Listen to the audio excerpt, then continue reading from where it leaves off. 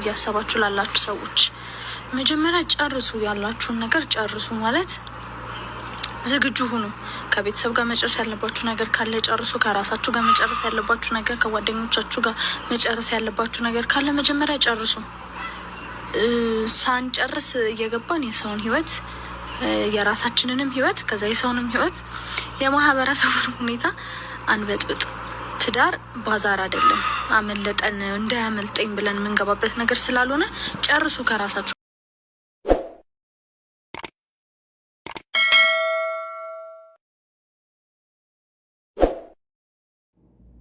ሰላም ጤና ይስጥልን። ውድና የተከበራችሁ አድማጭ ተመልካቾቻችን እንደምን አላችሁ? እግዚአብሔር ይመስገን ከኔ ጋር ሁሉ ሰላም ነው። ከእናንተም ጋር ሰላም እንደሚሆን ዓለም ሁሉ ተስፋ አለኝ። እንግዲህ የሰሞኑ የሚዲያው ወሬ ልዩና ቅዱስና ልዩ ተለያዩ የሚባል ነበረ። ውሸት ነው እንዴት እያል እኛም በምናየውና በሚያደርጉት ድርጊቶች በጣም የተዋደዱ ተፋቅረው የሚያሳዩት የእውነት ነገር ነው። ለማስመሰልም የሚጠቀሙ አይደሉም ሲያዋቸው። ስለዚህ አሁን ላይ ደግሞ ቅዱስና ልዩ ተፋቱ፣ ተለያዩ ብለው ሲያወሩ እንግዲህ እንደምትሰሙት መግቢያ ላይ ቪዲዮ ልዩም እንግዲህ የዚህ አይነት መልስ ሰጥታለች። አያችሁ እና የእነሱን ቲዮሪ ሲናገሩ ዩቱባቸው ላይ ተሰማቸው። በቲክቶካቸውም ላይ በጣም ደስ የሚሉ ጥንዶች ናቸው። እሱም የሚያደርግላትን እሷም የምታደርግለት ከትምህርት ቤት ጀምረው ከዩኒቨርሲቲ ጀምረው የተገናኙ ናቸው። የሚያደርጉላትን የነሱ ታሪክ ስትሰሙ የእውነት በጣም የሚያስቀኑ ናቸው። የሚያደርጉትም እንደነሱ አይነት ህይወት ቢሰጠን እንደነሱ እያልን የምንመኝነን ሁላችንም ማለት ነው። ስናያቸው በሚያደርጉት ታሪካቸው ራሱ አመጣጣቸው ምናምን ነገር። አሁን ላይ ግን ተፋቱ ተለያዩ ቢባል ማን ያምናል? እንግዲህ ልዩም በዛ አይነት ደረጃ መታ ተናገረች ማለት ነው። በቲክቶክ ፔጇ መታ ነው የተናገረው። ከቤተሰብም ጋር ከሌላም ሰው ጋር የምትጨሩትን ጨርሱ፣ ትዳር ባዛር አይደለም ማለች። እውነት ነው። ተገብቶ የሚወጣበት ወይም ሂጄ ባዛር ማለት ሂደሽ ዘና ወይም ፈታ ብላችሁ የምትወጡበት አይደለም። እና እነሱ የሚያደርጉት ድርጊት እንግዲህ ከዩኒቨርሲቲ ጀምረው ቤተሰብ እሱ ራሱ አልፈቅድለት ብለው ቤተሰቡ በሚዲያ በአንድ ሚዲያ ሲጠየቁ እናቱ እምቢ ብላ ያው እንደገና በኋላ ላይ አይ ማግባት ፈልጋለሁ በማለት እሱም ራሱ በግድ ወደዛው እንደገባ ወደ ትዳሩ አለ። ከዛም ደግሞ እግዚአብሔር ይመስገን ብለው የአንድ ልጅ እናትና አባት ሆነዋል። ፈጣሪ ሰጣቸው። ከዛ በኋላ ደስተኛ ሆነው እየኖሩ አሁን ላይ ቤተሰቦቻቸውም አይ ደስተኛ ነን በማለት ተናግረው ነበረ። እንግዲህ ምን እንደገባባቸው አናቅም። ተለያዩ፣ ተፋቱ። አረ በእውነት ለመናገር ከነሱ ብዙ ነገሮችን የምንማር ስናያቸው እንደነሱ አይነት ትዳር እንደነሱ አይነት ህይወት ቢሰጠን ብለን የምንመኝ ሰው ናቸው። አሁን ላይ ሚዲያው እውነት እነሱ ከተለያዩ እኔ አላገባም፣ እውነት እነሱ ከተለያዩ ፍቅር የለም ጠፍቷል እያሉ ሴቱ ራሱ በሚያየው ነገር ሁሉ ተስፋ ቆረጠ ማለት ነው። እውነት እነሱ ለማስመሰልም አይደለም፣ በጣም የሚዋደዱና በጣም እንትን የሚሉ ናቸው። በተግባር ነው የሚያሳዩት። እሷ ተነስታ ብዙ ነገር እሱም ደግሞ ለእሷ ያለውን ነገር እንደሚያሳይ ነው የምናየው። ነገር ግን አሁን ላይ ተለያዩ ተፋቱ ቢባል ማን ይመን? እውነት በጣም የሚዋደዱ እንኳን ዩኒቨርሲቲ ስትማር እሱ ቀርሟት ነው የጨረሰ። እሱ በሚልክላት ገንዘብ ራሱ ስራ ከያዘም በኋላ እሷ እየቆጠበች የሚልክላትን ገንዘብ ከዛ ለቤታቸው ብዙ ነገር እንትን ያለች ጀግና ሴት ናት። እሷም ለቤቴ ለነገ ህይወቴ እያለች እንትን የምትል። አሁን ላይ ግን ደስ ያለ ህይወት እየኖሩ ሳለ ተለያዩ ተፋቱ ቢባል እውነት ለመናገር ማን ያምናል? ልዩና ቅዱስ አረ ፈጣሪ የገባባችሁን ሰይጣን ያስወግድላችሁ። በእውነት እኔ ስለምወዳቸው እንደውም ለሰዎች ሁሉ ጥሩ አርአያ ያላቸው ጥንዶች ናቸው። ነገር ግን አሁን ሲለያዩ ማን ይመን?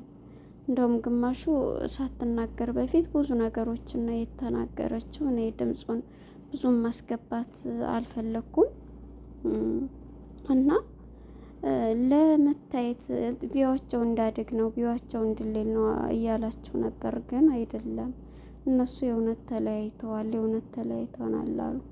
እንግዲህ እነሱ በጣም የሚዋደዱ ለማስመሰል እንኳን አይደለም። በጣም እሱ ተነስቶ ብዙ የሚያደርግ እሷ ተነስታ ለእሱ ያላትን ነገር እንዴት እንትን እንደሚሉ በእምነታቸው ራሱ ጠንካራና ጎበዞች የሆኑ ናቸው።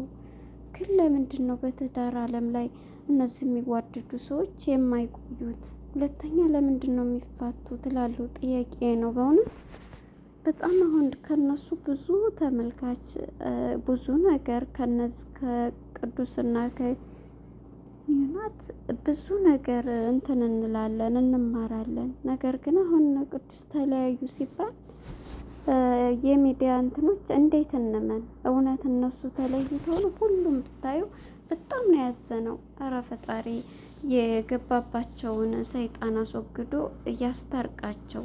የሰው ልጅ ተለያይቶ ይታረቃል። እንኳን አሁን የልጅ አባት ሆኖ እሷም እናት እሱም አባት ሆነው ማለት ነው።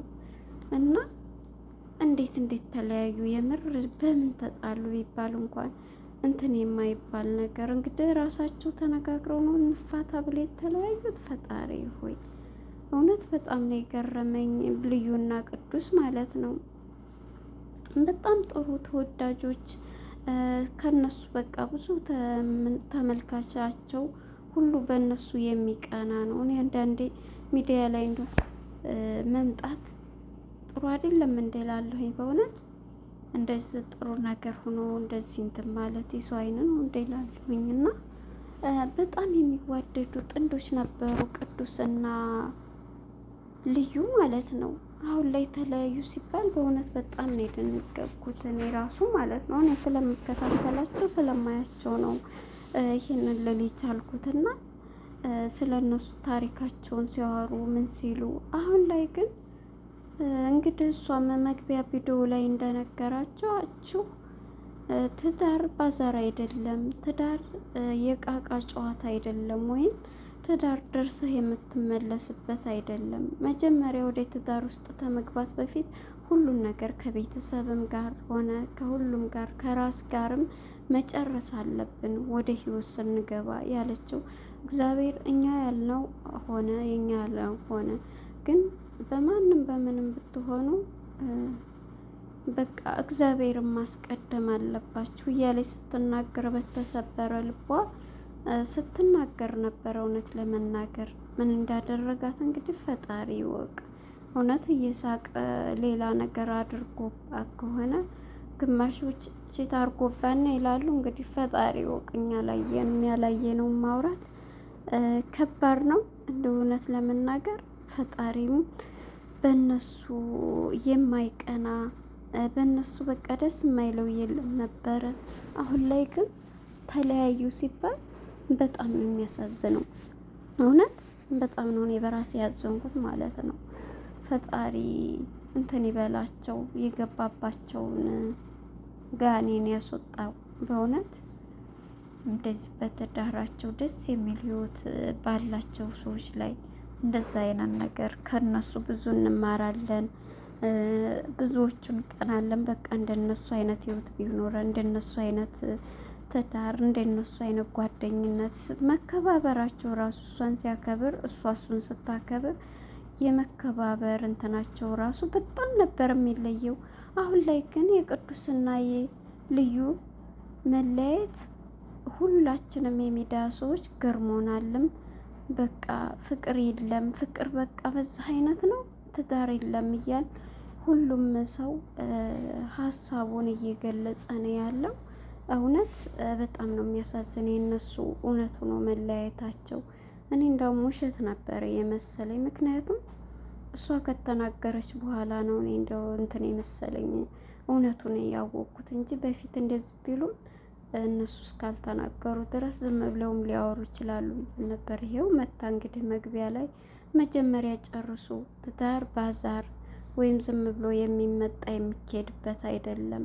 ስለዚህ መጀመሪያ ጨርሱ፣ ከቤተሰብም ከራሳችሁም ጋር ከጨረሳችሁ በኋላ ነው ወደ ውሳኔ መግባት ያለባችሁ ብላ የሰጠችው ኮሜንት በጣም ነው የተመቸኝ፣ የተናገረችው ማለት ነው። እውነት ነው። ወደ ህይወት ስንገባ የራሳችን የሆነ ነገርን መጨረስ አለብን። ከቤተሰብም ጋር ሆነ ከራሳችንም ጋር ዝግጁ ሆነን መቅረብና መወሰን ግድ ሊለን ይገባል።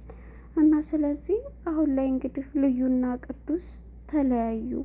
ደግሞ የአንድ ልጅ እናትና አባት ሆነዋል፣ ልጅ ራሱ ወልደዋል። ግን እንዴት ተለያዩ የሚለውን ፈጣሪ ይወቀው ማለት ነው። እና የገባባቸውን በእውነት ለመናገር ሰይጣንን አስወግዶ ተመልሶ የድሮ ፍቅራቸው እንዲገናኙ ሁሌም ጸሎቴ ነው። መልካም ጊዜ